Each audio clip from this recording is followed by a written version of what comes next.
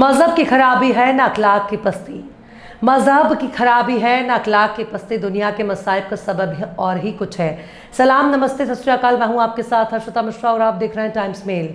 महाराष्ट्र में जब से भाजपा के सामने मराठी और हिंदी का तनाज़ा खड़ा हुआ है, तब से बीजेपी उसका कोई हल निकालने में पूरी तरह से नाकाम साबित हो रही है। बीजेपी को समझ में ही नहीं आ रहा कि वो इस बवाल से कैसे बाहर निकले। उसे समझ में नहीं आ रहा कि वो इस मुद्दे को हिंदू और मुसलमानों के बीच का मामला कैसे बनाए, क्योंकि वो अपनी हिंदू मुस्लिम की सियासत के लिए जानी जाती है।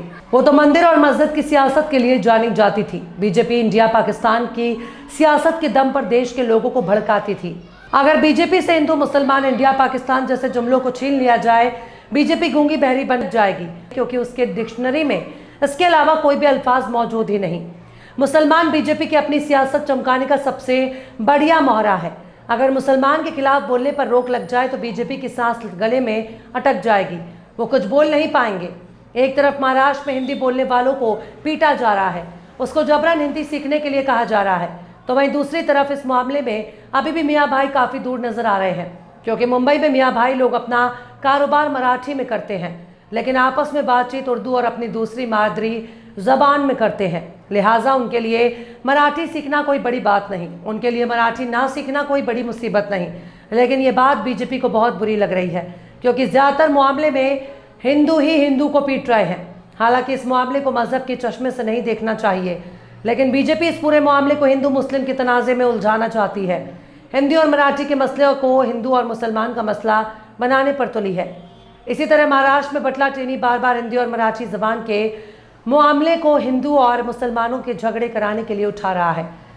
नीतीश राणे ने अभी हाल ही में कहा था कि मदरसों में मराठी क्यों नहीं पढ़ाई जाती।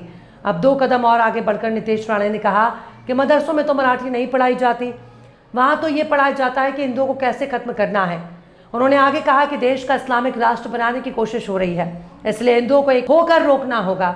इसी के साथ निशिकांत दुबे के बयान को लेकर उन्होंने कहा कि हमारा उनके बयान को बिल्कुल हिमायत नहीं है, समर्थन नहीं है। मतलब बीजेपी से मराठी और हिंदी के झगड़े के बारे में पूछा जा रहा है तो वो हिंदू और मुसलमानों के बीच में बवाल कराना चाहती है। वो उसे हिंदू बनाम मुसलमान के रास्ते पर मोड़ रही है, क्योंकि उसके पास हिंदी और मराठी के झगड़े का कोई हल नहीं है। इस झगड़े से निकलने के लिए उसके पास कोई रास्ता नहीं है। लिहाजा इस पूरे मामले को मजहबी रंग देने की कोशिश हो रही है, और नीतीश राणे जैसा एक तअस्सुब पसंद शख्स खुलेआम मुसलमानों और उनकी पहचान पर सवाल उठा रहा है।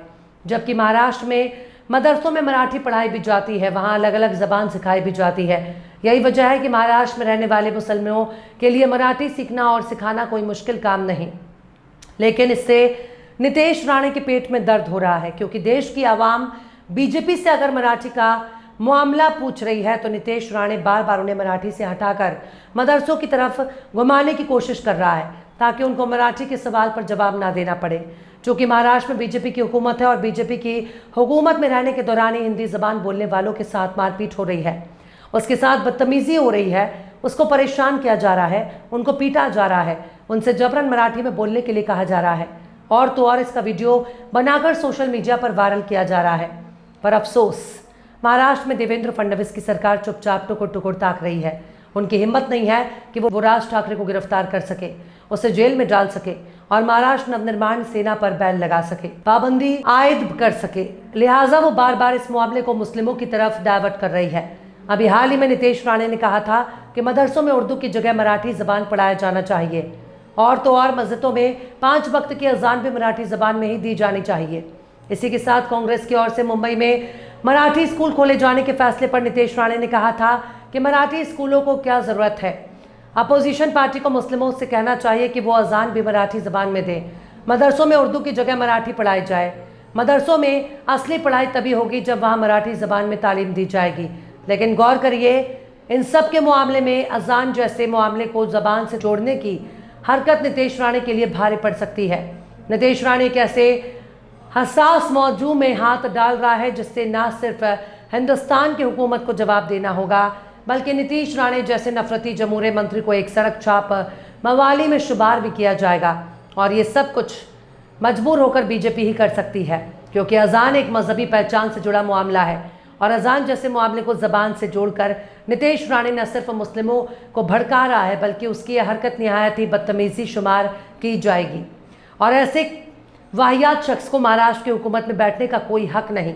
फिर भी बीजेपी ने इसे आंखों का तारा बना रखा है, क्योंकि ये दिन रात मुसलमानों के खिलाफ जहर उगलता रहता है, इसलिए ये बीजेपी का लाडला बना हुआ है। लेकिन भाजपा के नेता तभी हिंदू मुस्लिम का जहर फैलाते हैं जब उनके पास बोलने के लिए कोई मुद्दा नहीं होता या उनके पास बोलने के लिए कोई जवाब नहीं होता, तभी वो हिंदू और मुस्लिमों को आपस में लड़ाने के लिए अपनी नौटंकी करने लगते हैं। अभी हाल ही बीजेपी के सांसद निशिकांत दुबे ने भी इस तरह के बयान दिए थे।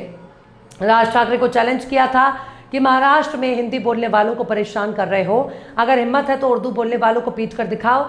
यानी वो दूर बैठकर महाराष्ट्र के मुस्लिमों के साथ मारपीट की वारदात को देखना चाहता है। वो मुसलमानों को नुकसान पहुंचाने की कोशिश कर रहा है और वे महाराष्ट्र के मुस्लिमों के साथ मारपीट की ख्वाहिश रखता है। उनको लहूलुहान और जख्मी देखना चाहता है, उनको तकलीफ में देखकर खुश होना चाहता है। ऐसे शख्स को अगर बीजेपी ने अपना सांसद बना रखा है तो इस शख्स को पार्लियामेंट में बैठने का कोई हक नहीं। नितेश राणे और निशिकांत दुबे जैसे लोगों की इतनी हिम्मत नहीं है कि वो राज ठाकरे को रोक सके, उन्हें सबक सिखा सके, उसे उठाकर जेल में बंद कर सके, राज ठाकरे की पार्टी को बैन कर सके। लेकिन ये लोग सिर्फ अपनी जहरीली सियासत के लिए ही हिंदू और मुस्लिमों को आपस में लड़ाना चाहते हैं। इनके पास किसी भी मसले का हल नहीं। हर मसले को हिंदू और मुस्लिम के चश्मे से देखना चाहते हैं। जिस इलाके में हिंदू और मुस्लिम चैन से रह रहे हैं, ये वहाँ भी आग लगाना चाहते हैं, वहाँ भी ये हिंदू और मुस्लिमों के बीच में जहर घोलने की कोशिश कर रहे हैं। महाराष्ट्र में बीजेपी मराठी मसले पर बोलने के लिए जबान नहीं खोल रही। केंद्र की नरेंद्र मोदी की हुकूमत निशिकांत दुबे की जबान पर लगाम नहीं लगा रही। अभी कुछ दिन पहले की बात है, जो ऑपरेशन सिंदूर के मामले में ये मुस्लिम देशों में घूम घूम कर इस्लाम और मुस्लिमों की तारीफ में कसीदे पढ़ रहे थे। लेकिन ये शख्स वापस हिंदुस्तान में आते ही अपनी जहरीली सियासत को दोहराने से बाज नहीं आ रहा है। वाकई भारतीय जनता पार्टी ने अपने यहाँ एक से बढ़कर एक नमूने पाल रखे हैं। जिनसे बाप का नाम पूछो तो पड़ोसी का नाम बताते हैं, जिनसे अम्मा का नाम पूछो तो बाप का नाम बताते हैं। जो खुद का फटा हुआ कच्छा नहीं देख सकते, वो मुस्लिमों की लुंगी खींचने पर आमादा हो चुके हैं। ऐसे ही लोगों को नफरती चिंटू कहते हैं। पर अफसोस, मुल्क की सबसे बड़ी सियासी पार्टी में नफरती चिंटू को कुछ ज्यादा ही इज्जत मिल रही है। बहरहाल चलते चलते आखिर में अय्या भोजपुरी ने भी क्या खूब फरमाया है, मिला है तख्त जो जमहूरियत में बंदर को, मिला है तख्त जो जमहूरियत में बंदर को, तो उनसे क्या सभी जंगल के शेर डर जाएं। फिलहाल इस खबर में बस इतना ही। इस पूरी खबर को शम्स तबरेज़ ने लिखा है, जिन्हें आप ट्विटर पर भी फॉलो कर सकते हैं। ट्विटर हैंडल है @शम्स तबरेज़ काजी। यह वीडियो आपको कैसा लगा कमेंट बॉक्स में ज़रूर से बताइएगा। वीडियो पसंद आए तो लाइक करें, शेयर करें और बेबाक निष्पक्ष स्वतंत्र पत्रकारिता को सपोर्ट करने के लिए आप हमारे चैनल टाइम्स मेल को ज़रूर से सब्सक्राइब करें और हाँ, बेल आइकन की घंटी वाली बटन आप ज़रूर से दबा दें ताकि आपको हमारे आने वाले नए वीडियो की नोटिफिकेशन फ़ौरन ही मिल जाए। फिर मिलता है किसी और वीडियो में एक नई खबर के साथ। हर्षिता मिश्रा को दीजिए इजाज़त। जय हिंद। अगर अभी तक आपने हमारे चैनल टाइम्स मेल को सब्सक्राइब नहीं किया है तो जल्दी से सब्सक्राइब कर दें और बेल आइकन भी प्रेस कर दें।